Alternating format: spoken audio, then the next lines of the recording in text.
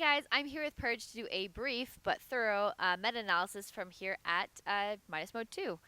So one of the first questions I have for you is, in a normal game of Dota, we prioritize things like items and laning, but in Midas Mode 2, we have to kind of consider hero pricing as well as the bounties. For you, how do you think teams should be approaching this new structure? I mean, overall price is definitely the most important thing. It's like the base level to look at. But you have to remember that you have to win. So I think starting off with semi-inexpensive heroes that are either core to your strategy or leave you open potentially are important. Some teams do grab kind of expensive heroes right away if it matches up well. But yeah, just having a nice balance and like knowing ahead of time what's going to work out. Another thing that also works is that if there's a challenge or two that you're seeing that you want to snag, it helps to grab a hero that's going to make that really easy to do. Or if it's more flexible, you can leave it for later. So like the Dagon Rush one that we did today, for example. I think it was who did it first.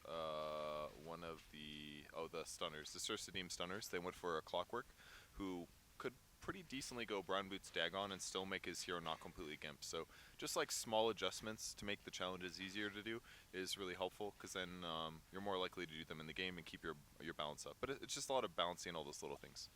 Is it fair to say that the meta outside of Midas Mode has been kind of a struggle for some teams because they prioritize what's popular outside of Midas Mode and get stuck in that we need these heroes because they're really good outside of Midas Mode, and then get stuck in somewhat awkward positions when they're drafting? I could definitely see that happening.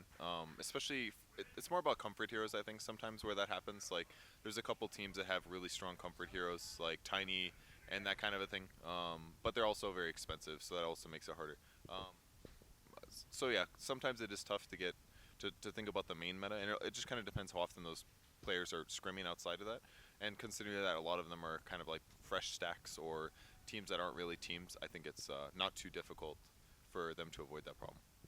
And in, let's say, a regular game of Dota, we see teams prioritize Roshan during the game at some point. At Midas Mode, it seems that teams kind of hesitate either going into Roshan or even considering it, and will go much, much later in a game before even trying to attempt it.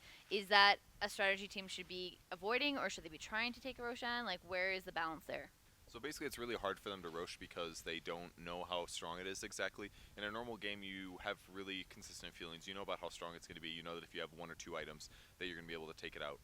But because they don't really know, a lot of teams are kind of scared. So normally you might have like two dead heroes for 50 seconds. You say, oh, we can definitely take it. But if Roshan delays you or he does more damage than you expect him to, then all of a sudden you've disengaged and you waste 40 seconds, and that's pretty crucial because that could mean that you take a tower or something like that instead. And we've seen some teams that came into the tournament with literally 3 offlaners and 2 supports. How has that affected the gameplay as opposed to coming to a tournament like Midas Mode 2 with a full stack of fully fleshed out 1, 2, 3, 4, 5 positions? I mean, it helps to have your consistent positions playing in the game. Pushing people into their less comfortable roles is not good for your chances of winning, but if all of your players are good enough, most of them are going to be completely fine with winning anyways. So it shouldn't be that big of a deal for most of the teams. And yesterday when I interviewed Fear, he said that their team was really cheap, and yet somehow they're doing really well at the tournament. Could you kind of explain why they're doing so well if they're not spending their money?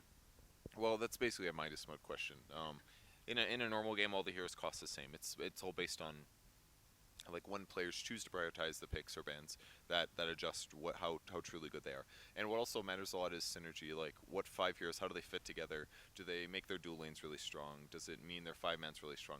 Those kinds of things are maybe just something that their team is better at putting together. Perhaps it could also just be that they're better. If you're a better team, you're going to make the enemy team look really bad because you're winning, and that's mostly because you're making better small decisions and usually doing the right decision. So it could be a lot of different factors, and I think it's pretty safe to say that J Storm is probably just better than their opponents as well. So it could be draft, it could be that. And when it comes to teams that you thought coming into the tournament would be doing well, were there any teams that you were surprised at their performance? Obviously OG doing that well was disappointing, but they weren't taking it as seriously. Anna was playing on big ping. They didn't have him for second day, so it's not super surprising that they did well. But everybody's going to have like different expectations coming into this kind of a tournament. Some are going to try harder, some are going to do more bounties, some are going to mess around with items, some are going to mess around on the map because they think it's fun. Everybody has fun different ways, and it's nice to see a balance of that, even though they did get knocked out of the tournament early. And when it comes to regions, have you noticed that there's a difference between how the two are approaching the drafts and the game in general, or are they pretty similar? I wouldn't really say it's region specific. It's more just like based on what players are on their team and what they're comfortable with, that kind of a thing. So there isn't really that much region differences. The only major difference is that the EU quality teams are higher, but that's also because there's a lot more EU players in the world than NA ones. So it's just a little bit harder to field good NA teams.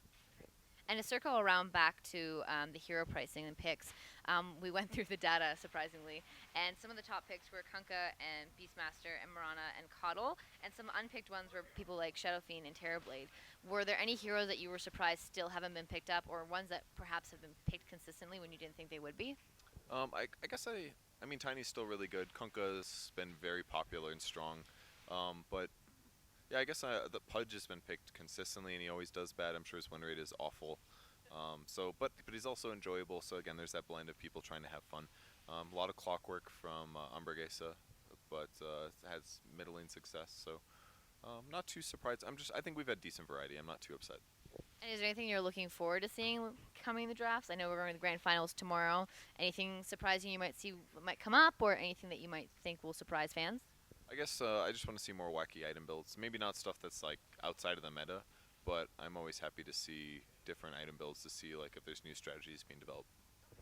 And for the teams going into the grand finals tomorrow, and then the China teams that are playing next week, what advice would you have for them when it comes to basically approaching Midas Mode 2? I mean, I don't. I'm a little worried about China. I don't know how it's going to go. We're going to have to reset the economy a little bit, maybe, to start from scratch. Essentially, that way they don't have like such high hero costs right at the start. We might also. I'm a little bit worried about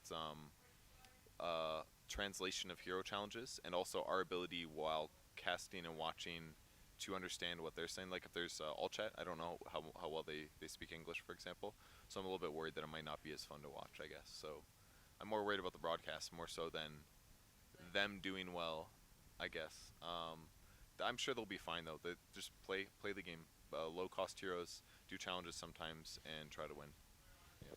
And is there anything that you would like to impart on fans who maybe you've seen at Midas Mode? No, you're good? Awesome.